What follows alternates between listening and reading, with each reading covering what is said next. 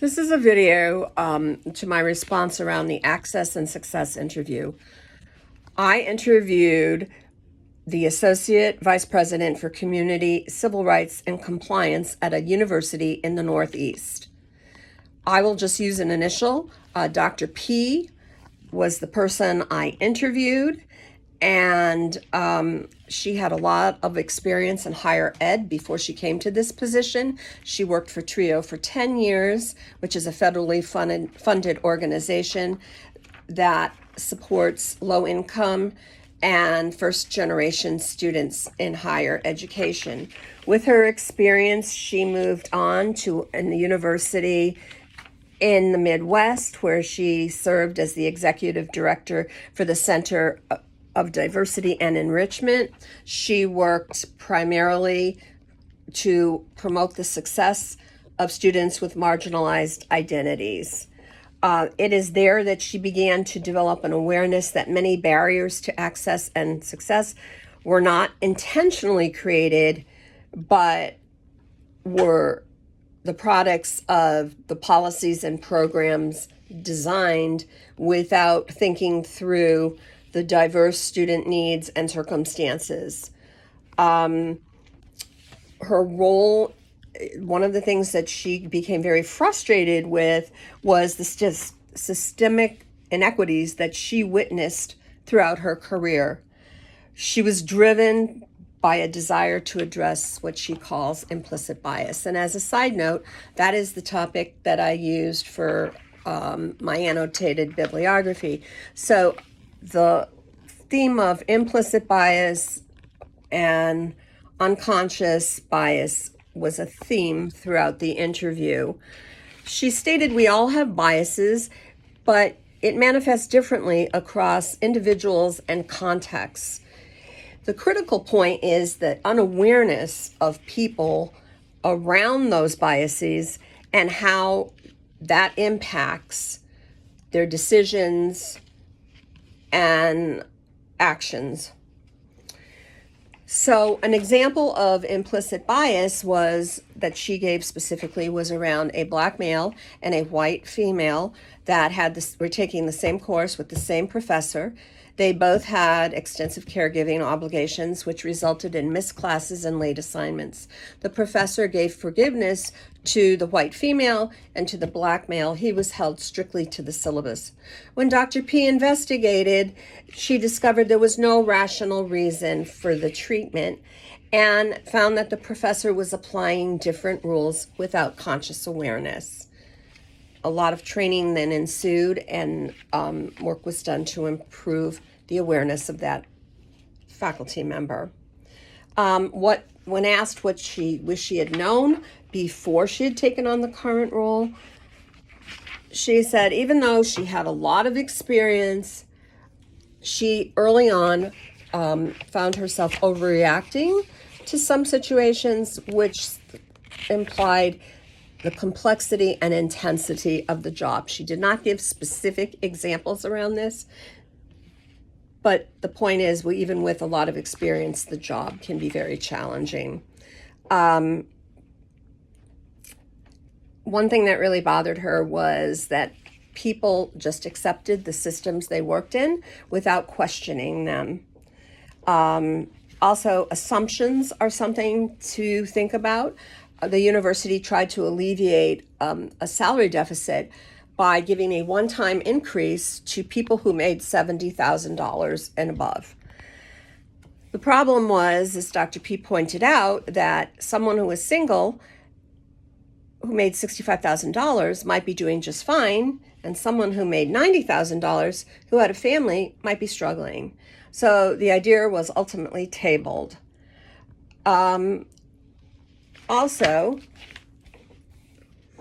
Another significant challenge Dr. P talked about was the current political climate around her work.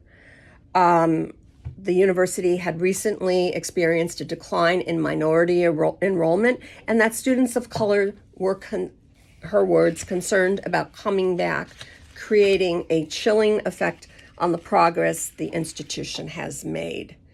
in diversifying their student body. Faculty retention is another challenge. The faculty usually stays between 3 to 5 years. This is not only due to salary, but also to the lack of funding for research.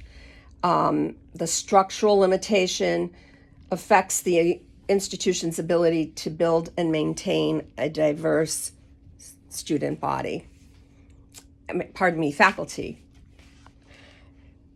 So she also mentioned nothing on campus is secure. There were layoffs just recently from 61 staff members to 36, which meant people were working at capacity or beyond. She also noted the decline in enrollment of international students, which was 1,200 from the previous year. These reductions affect learning environments by diminishing the diversity of perspectives and experiences available to students, making the campus, quote, not as vibrant and reducing the quality of overall education. One thing that Dr. P suggested is if you were interested in taking on a role such as this, to make sure that there was a faculty component to the position.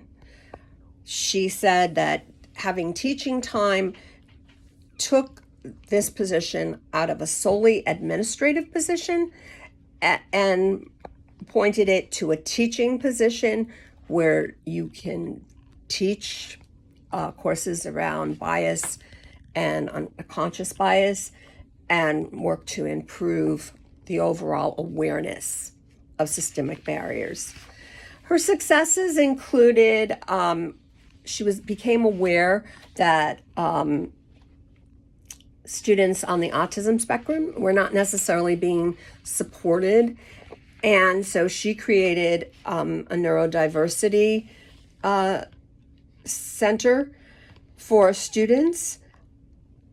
She described encountering a student with Asperger's syndrome in an engineering program who exhibited behaviors such as rocking back and forth, which made others uncomfortable. So the realization that the student was not understood or supported drove her to launch a campaign for funding, grants, awareness, resources, and strategic planning. She brought together campus partners and developed toolkits. The hope is one day she will have a dedicated center. Right now there is space allocated with about 17 people, some of whom are volunteers, some of them are being funded by some grants, which was very exciting, that she has provided a landing spot for neurodivergent students. She also tries to step in and mediate between student and student challenges, as well as faculty and student challenges, and tries to transform their awareness and work on behavioral adaptations that they may not be aware of when they're interacting with each other. They have done climate surveys, one in 2018, one in 2023. The hope had been to do one every 2 years, but funding cuts means it's every 4. She noted that there were improvement in certain areas with less racial tension and some progress for LGBTQ students, but there were other places that showed that there was not as much progress.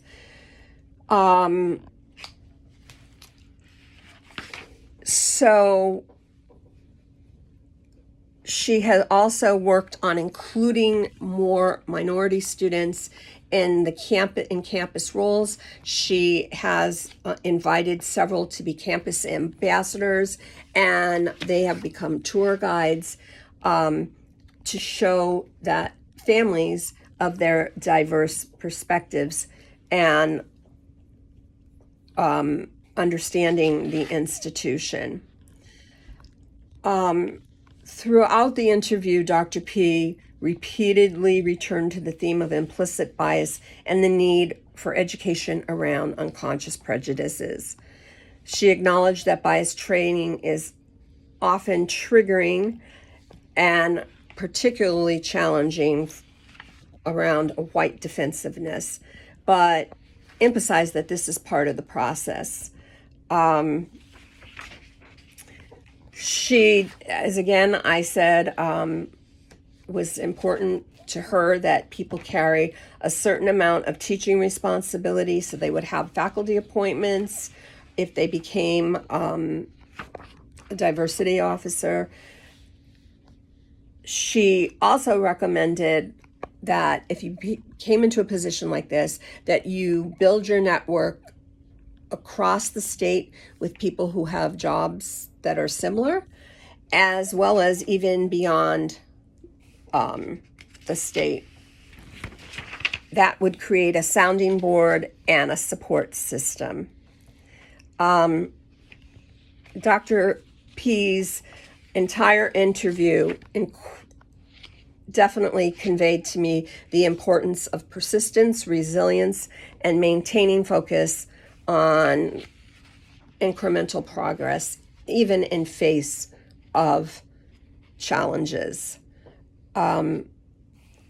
It really was a profoundly informative interview, and I am very grateful. I am sure that I am forgetting some things, but if you have questions, please respond to this interview video, and thank you.